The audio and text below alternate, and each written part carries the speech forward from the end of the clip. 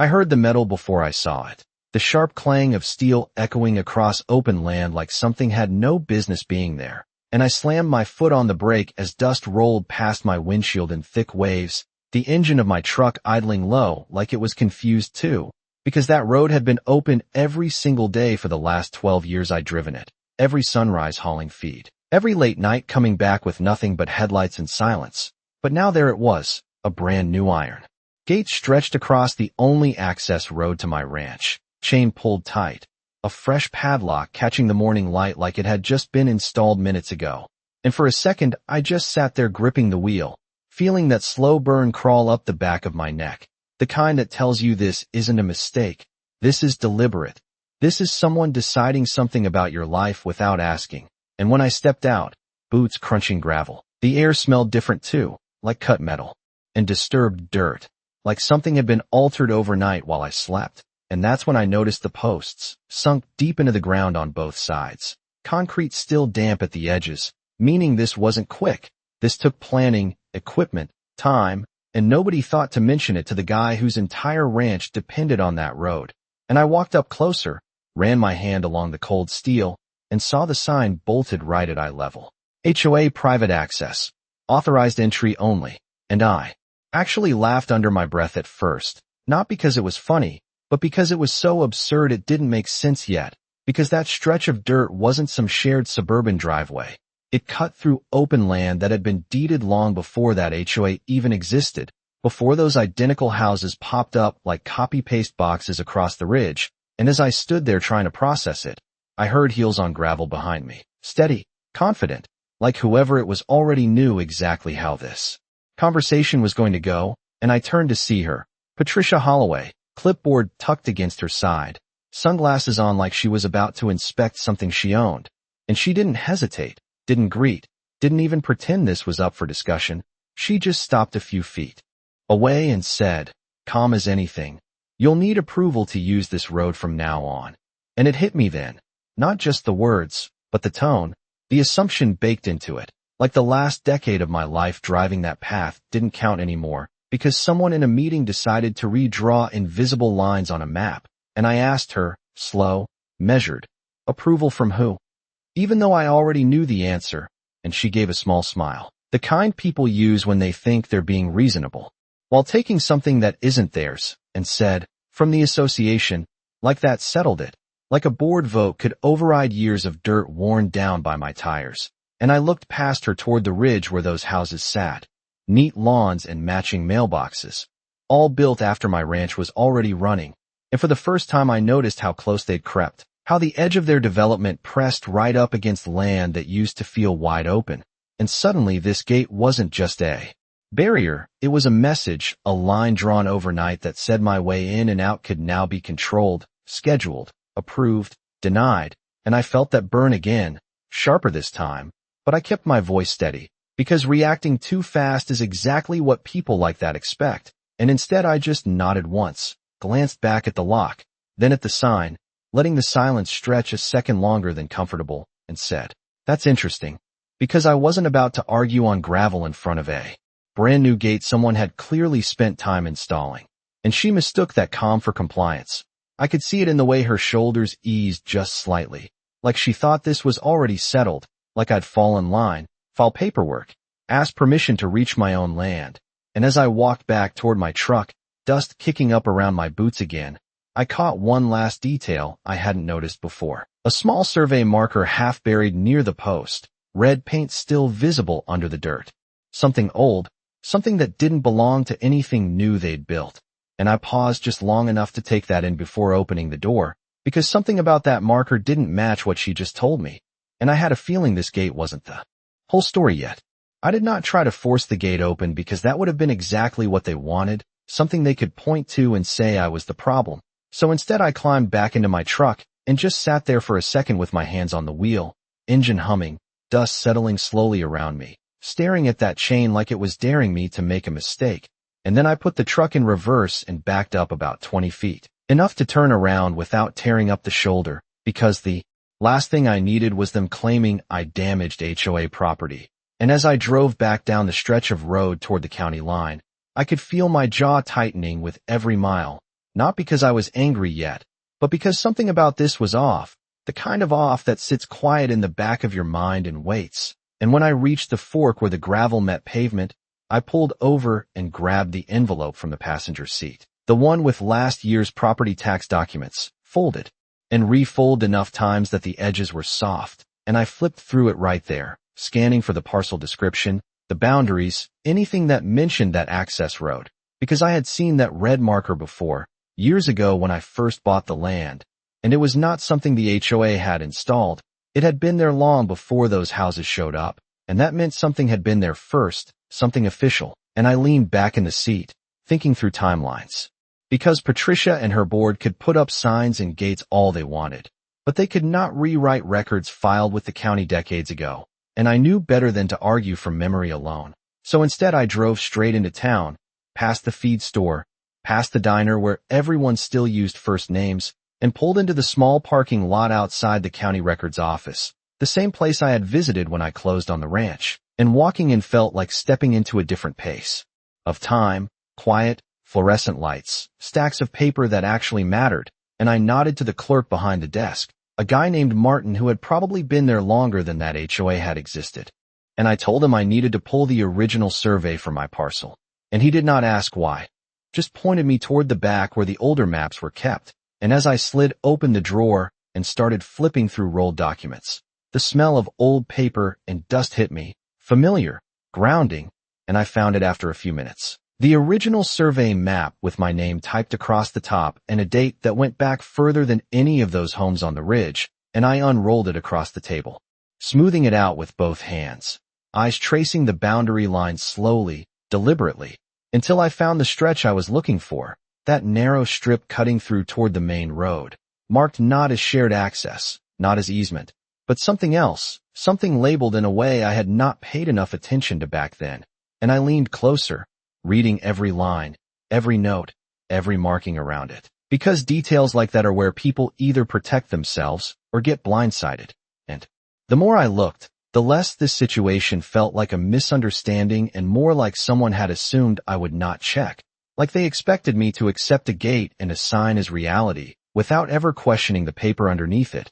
And I stayed there longer than I planned, cross-referencing parcel numbers, confirming adjoining properties, making sure there was no amendment, no transfer, nothing that gave that HOA the authority they were claiming. And when I finally rolled the map back up, I did it slower than before, more careful, because now it was not just a document. It was a piece of something they were counting on me to ignore.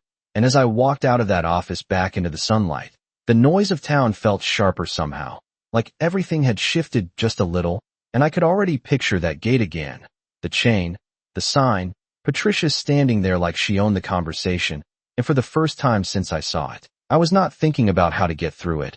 I was thinking about why they were so confident putting it there in the first place, because confidence like that does not come from nowhere. It comes from believing no one is going to challenge you. And as I got back into my truck and set the map carefully on the passenger seat, I realized I needed to look at one more thing before I went back. I did not drive straight back to the ranch after that, because something about the way that map was labeled kept replaying in my head. The wording, the precision of it, like whoever drafted it wanted to make absolutely sure there would be no confusion decades later. And yet here I was dealing with a brand new gate like none of that existed.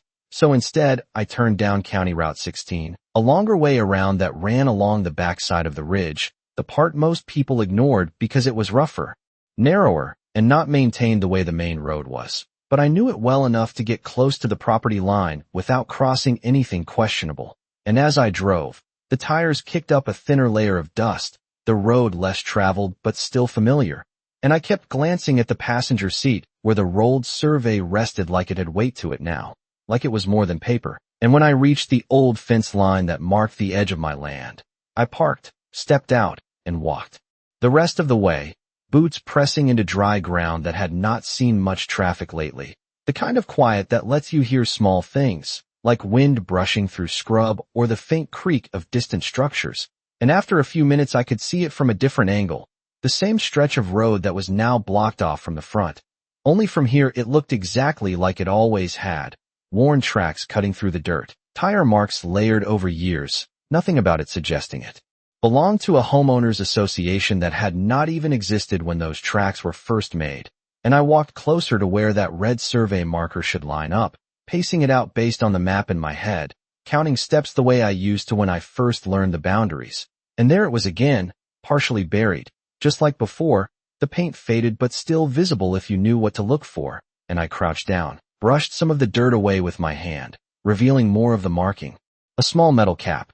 Beneath it stamped with numbers that matched the parcel notes from the document I had just reviewed, and that was when it stopped being a question in my mind and started becoming something else entirely. Because markers like that are not decoration, they are placement, they are legal anchors in the ground that do not move just because someone builds houses nearby. And I stood up slowly, looking along the line where the road cut through, imagining the invisible boundary running beneath it, and, for the first time since this started, I was not thinking about whether I could prove anything. I was thinking about why they would risk putting a gate across something this clearly documented. And that kind of move only happens when someone believes they have leverage, whether real or assumed.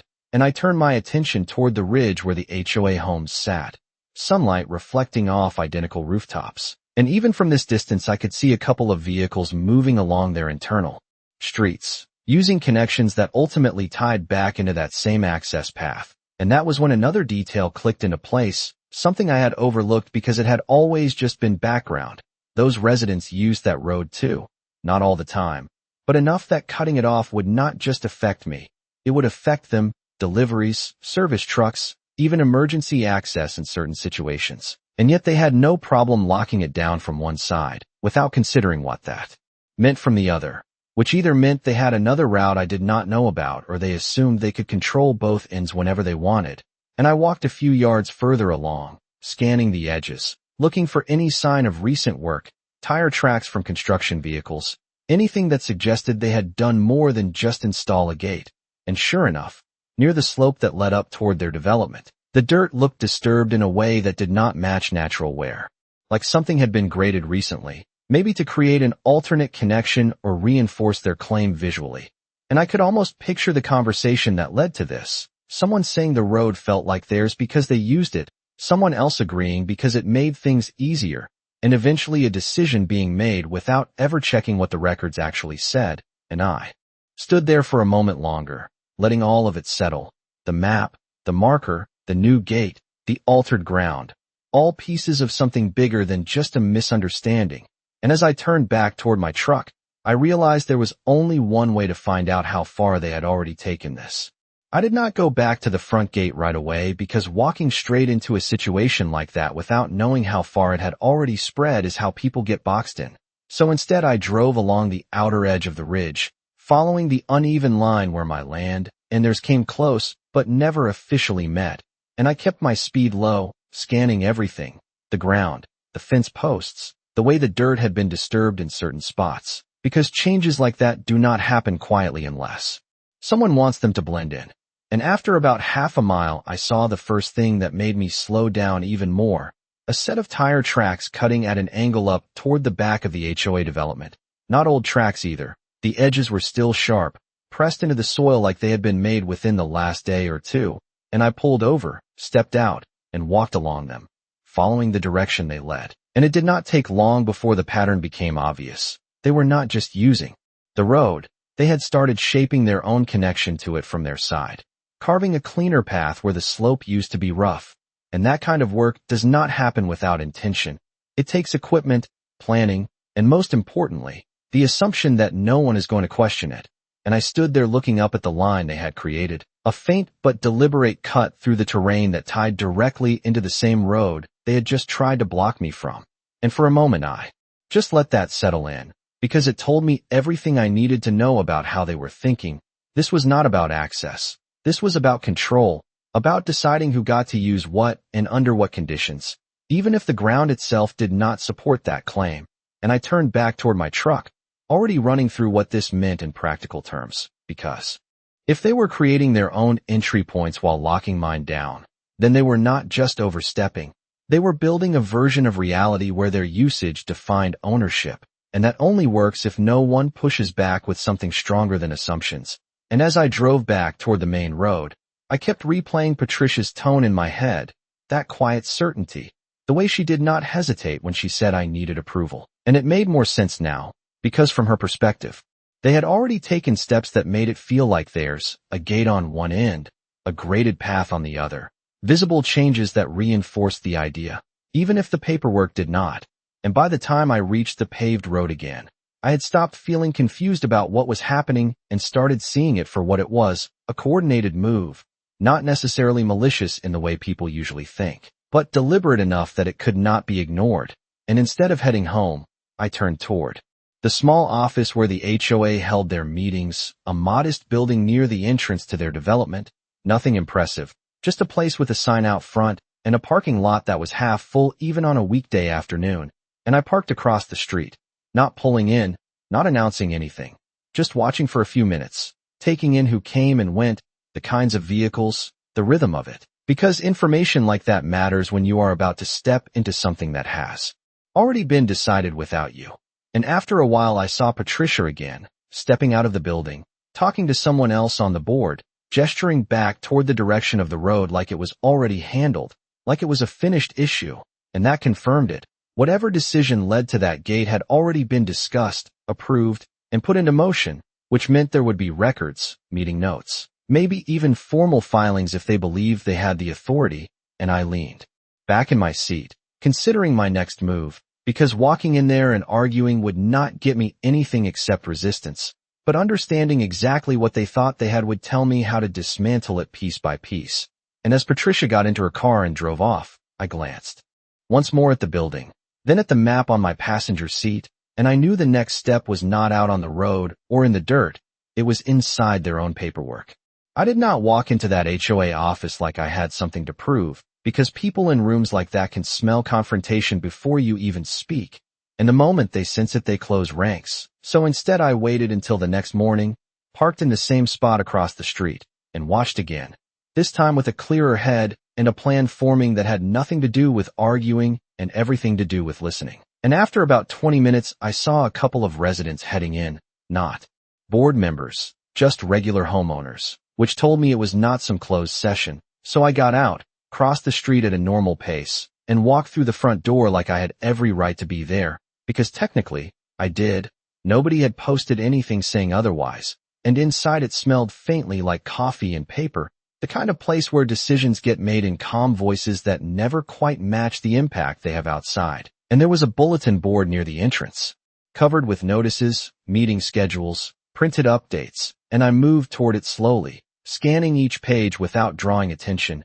And there it was, a notice about road access regulation updates, dated just a few days before that gate went up, and I leaned in slightly, reading every line carefully, because wording matters more than tone in documents like this, and the notice talked about community safety, traffic control, and authorized usage, all phrases that sound reasonable until you realize they are being applied to something they might not actually control, and I kept reading until I found the part that mattered most. A reference to a board vote approving installation of a controlled access point on what they described as shared roadway infrastructure. And that phrase stuck out immediately, because it was vague enough to sound official, but specific enough to imply ownership, and I stepped back, letting someone else move in to read it, keeping my expression neutral, because reacting in that moment would have been pointless, and instead I looked around the room, taking in the layout, the filing cabinets along the wall, the small office door slightly ajar, and I could hear voices inside, low, steady, discussing something unrelated, and I realized that whatever they believed about that road was not just Patricia's opinion. It had been formalized, written down, agreed upon by multiple people who probably never checked beyond their own assumptions. And that made this different, because now it was not just about correcting one person. It was about unraveling a decision that had already been put into motion, and I moved over to the sign-in sheet on the table, not to write anything, just to glance at the names, seeing who had been present at the last meeting, because patterns like that tell you who influences what. And as I scanned the list, I recognized a few names from the vehicles I had seen the day before, people who likely used that road regularly without ever thinking about where it actually fell on a map, and that was the problem. Convenience had turned into assumption, and assumption had turned into action. And now that action was sitting in the form of a locked gate across my access. and I took one more look at the notice board before stepping back toward the door, not lingering long enough to raise questions, just enough to gather what I needed. And as I walked outside into the sunlight again, the noise of the road felt different, sharper, like everything was moving forward while something behind the scenes had already shifted. And I stood there for a moment beside my truck, replaying the exact wording of that notice in my head, especially that phrase, shared roadway infrastructure, because it was the foundation of their entire move. And if that foundation was wrong, everything built on top of it would collapse just as easily as it had gone up. But proving that would require more than a survey map and a marker in the dirt. It would require showing exactly where their version of reality broke down against the actual record. And as I opened the door and reached for the rolled map on the passenger seat, I knew there was one detail I had not fully connected yet.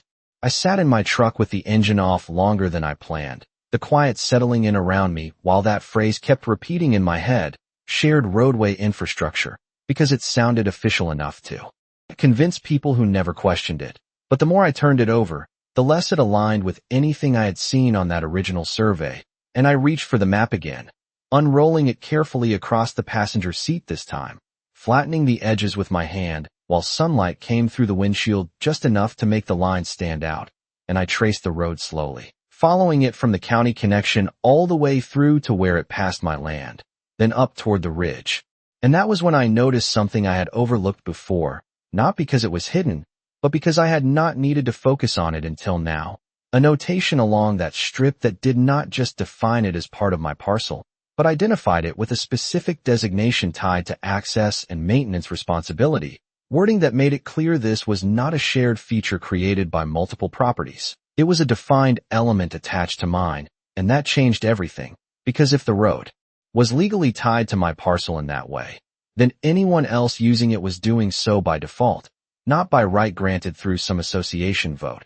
And I leaned back, exhaling slowly, letting that realization settle in, because it meant the entire premise of their notice board language was built on an assumption that did not match the recorded reality, and assumptions can feel solid until they meet documentation, and that is when they start to crack. And I picked up my phone, scrolling through contacts until I found the number I was looking for, a land use attorney I had spoken with years ago when I first bought the ranch, someone who understood how these boundaries actually worked beyond surface-level interpretations.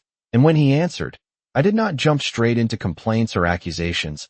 I just laid out the facts, the gate, the sign, the notice wording, and most importantly, the designation on the survey. And there was a pause on the line after I mentioned that last part. The kind of pause where someone is processing something that does not quite add up in the way it was presented.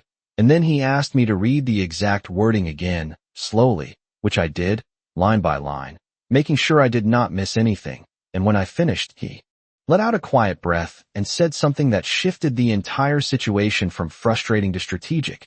He said that designation was not something an association could override without a formal transfer or recorded easement, neither of which sounded like they had happened here. And I felt that same slow burn from before, but this time it was different, steadier, more controlled, because now it was not just a feeling that something was wrong. It was confirmation that their version of control did not hold up under actual legal structure. And I asked him what that meant in practical terms, not hypothetically, not emotionally, but in terms of what could actually be enforced. And he told me that if the road was indeed tied to my parcel as the survey indicated, then placing a gate across it without my authorization could be challenged directly, and more importantly, restricting my access to it would not stand if documented properly. And I thanked him, kept the conversation short, because I did not need a long explanation. I just needed to know whether I was looking at a misunderstanding or something I could dismantle piece by piece. And when I ended the call, I sat there for another moment, looking out through the windshield at nothing in particular, just letting the weight of that sink in, because up until that point, everything had been about figuring out what they were doing. But now it had shifted into understanding how to respond without rushing, without tipping my hand too early, because once people realize their position is weaker than they thought, they either double down or try to adjust quietly. And either way, timing matters. And I rolled the map back up carefully, placing it back on the seat beside me, not as evidence I needed to wave around, but as something I would use when the moment was right. And as I started the engine again, the sound felt different, steadier, like the situation had moved from confusion into something I could actually navigate. And instead of heading straight back to confront anyone, I turned the truck toward the ranch because there was one more thing I needed to do before they realized I was no longer playing along. I did not go back to that front gate the way they expected, not the next morning, not the next afternoon, because by then, I understood something they did not, which was that reacting too quickly would only validate their version of control. So instead I went about my routine like nothing had changed, working the parts of the ranch that did not require that road, fixing a fence line on the east side, checking water levels at the troughs, letting time pass in a way that made it look like I was adjusting instead of preparing. And every now and then I would glance toward the ridge, where those identical rooftops sat, in quiet rows, because I knew they were still using that road from their side, still moving in and out without thinking twice about what they had just blocked off. And that imbalance was exactly what I needed, because the more comfortable they became with the idea that the road was theirs to regulate, the less prepared they would be when that assumption got challenged. And later that afternoon I drove out again, not to the front entrance, but along that same outer route I had taken before, parking near the fence line and walking the boundary once more, this time slower, more deliberate, counting steps, aligning what I saw with what I knew from the survey, making sure there was no gap, no overlooked detail that could be used against me later. And when I reached that red marker again, I did not just brush it off. I cleared the dirt around it completely, exposing the metal cap underneath so it was visible without question, because markers only matter if they can be seen. And I stood there for a moment, looking at it in the open light, no longer hidden, no longer easy to ignore. And then I kept walking, following the invisible line it represented all the way toward where the road cut through. And when I reached that point, I noticed something else I had not paid attention to before, a small wooden stake a few yards off to the side, newer than the marker, with faint markings that looked like they had been made recently, possibly by whoever graded that slope from the HOA side. And I crouched down, examining it closer, and sure enough, it did not match any official survey notation. It was informal, temporary, the kind of thing someone uses to guide work, not define ownership, and that contrast told me everything. 1. Marker was permanent, recorded, backed by decades of documentation. The other was recent, assumed, placed based on what someone thought was true rather than what was. And I stood up, brushing the dirt from my hands, because at that point the situation had shifted fully in my mind from uncertain to clear. They had built their entire move on something that only looked legitimate from the surface. And the moment you compared it to actual recorded boundaries, it did not hold. And I walked back to my truck, pulling out a small measuring wheel from the bed, something I had used countless times before for fencing and layout work. And I started at the marker, rolling it along the ground toward the road, matching the distances noted on the survey as closely as I could, not because I needed exact precision right then, but because I wanted to confirm alignment in a way that left no room for doubt. And every measurement lined up. Every distance matched what was on that map, reinforcing the same conclusion over and over again, until it was not just an idea, but something I could stand on without hesitation. And when I finished, I leaned the wheel back into the truck, taking one last look at the stretch of road cutting through the land, the same road they had chained off from the other side. And for the first time since this started, I allowed myself a small, controlled breath, because I knew something they did not, and that difference was about to matter more than anything they had put up. But I still was not ready to show it yet, because timing would decide how this played out. And as I climbed into the driver's seat and shut the door, I realized there was one move they would not see coming next. I waited until just after sunrise the next day, not because I needed the light, but because that was when routines were most predictable, when people moved without thinking. And I drove straight to the front entrance this time. The same stretch of dirt, the same iron gate, the same chain pulled tight across it. Only now I was not seeing it as an obstacle. I was seeing it as something placed in the wrong location, and that difference mattered. And when I stepped out of the truck, the air was cooler, quieter, no one around yet, just the faint hum of distant traffic from the main road. And I walked up to the gate slowly, taking in every detail again, the hinges, the posts, the way it had been anchored into the ground. Because if you are going to challenge something like this, you need to understand exactly what you are dealing with. And I reached into the bed of my truck, pulling out a folded metal sign I had picked up the evening before. Nothing flashy, just clear, direct wording. printed in bold black letters on white, and I carried it over to the post on my side, lining it up carefully at eye level, making sure it was straight before securing it in place, because presentation matters when you are about to change how people see something they thought they understood. And once it was fixed, I stepped back a few feet and read it again to myself, letting the words settle into the space, letting them sit there against the quiet of the morning, because this was the first move that would force them to look twice instead of assuming. And I did not rush after that. I did not touch their chain, did not test the lock, because that was still theirs for the moment. But what I had added shifted the context of everything around it. And I walked back to the truck, leaned against the door, and waited, not long, just enough for the usual rhythm of the morning to begin, and sure enough, within 15 minutes, the first vehicle came down from the HOA side, a sedan slowing. As it approached the gate from the opposite direction, the driver noticing something different before they even stopped, and I could see the hesitation through the windshield. That small pause people have when something does not match what they expect, and the car rolled closer, stopping just short of the chain, and the driver leaned forward slightly, reading the sign I had placed, then looking around like they were trying to piece together what had changed overnight, and I did not say anything. I just stood there, arms relaxed, letting them process it on their own, because confusion spreads faster when it is not explained right away, and after a moment they backed up slowly, turning around instead of trying to figure it out further.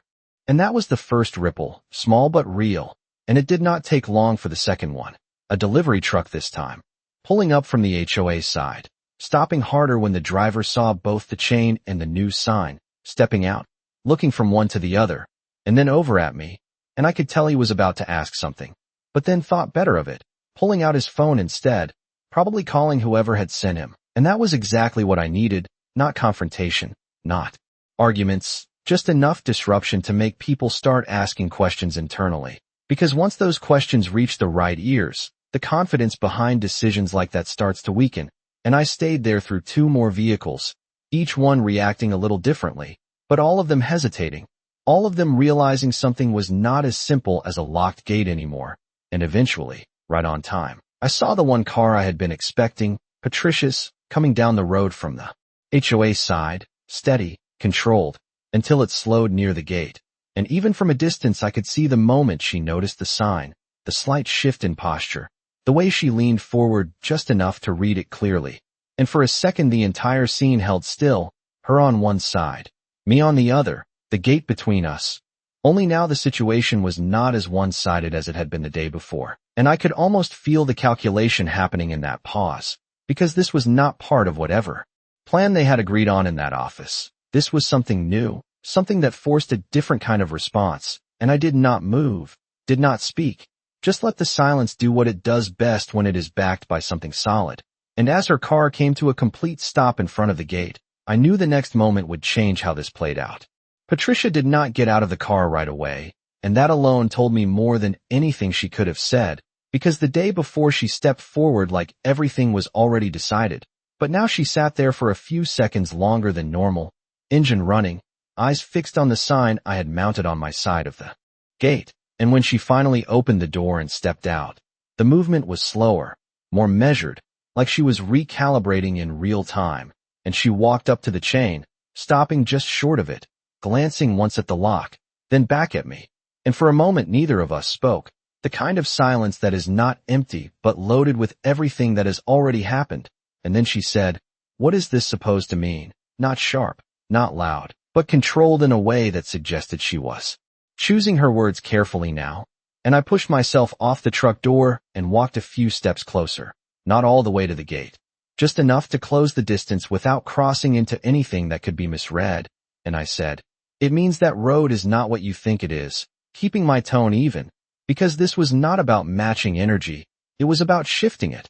And she frowned slightly, eyes flicking back to the sign again, reading it one more time, and I could see the moment where the wording started to register beyond surface level, because it was not aggressive, it was not emotional, it was specific, and specificity forces people to question their assumptions. And she straightened a bit, adjusting her posture like she was trying to regain footing, and said something about the board's authority, about community decisions, the same language from that notice.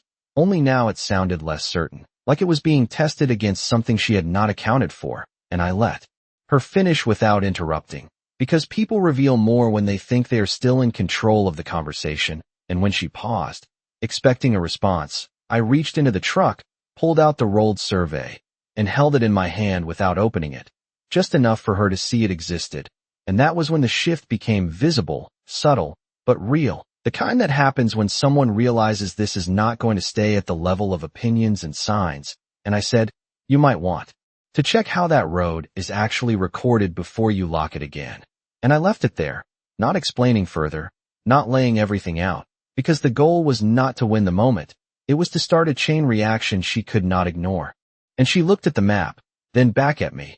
And for the first time since I had met her, there was a hesitation in her expression, not confusion exactly, but uncertainty about what she might not know. And behind her, another vehicle had pulled up, waiting, the driver watching the exchange without saying anything, adding a quiet pressure to the situation that did not need words. And Patricia glanced back briefly, then forward again. And I could see the calculation happening, the awareness that, whatever this was, it was no longer a simple enforcement issue. And she stepped back from the gate slightly, not retreating, but no longer advancing either, and said she would bring it up with the board, that they would review the documents. And I nodded once, because that was exactly where this needed to go, not a roadside argument, but into the same system they had used to justify that gate in the first place. Only this time with something they had not included before. And I turned back, toward my truck, not waiting for anything else, because the moment had already done what it needed to do.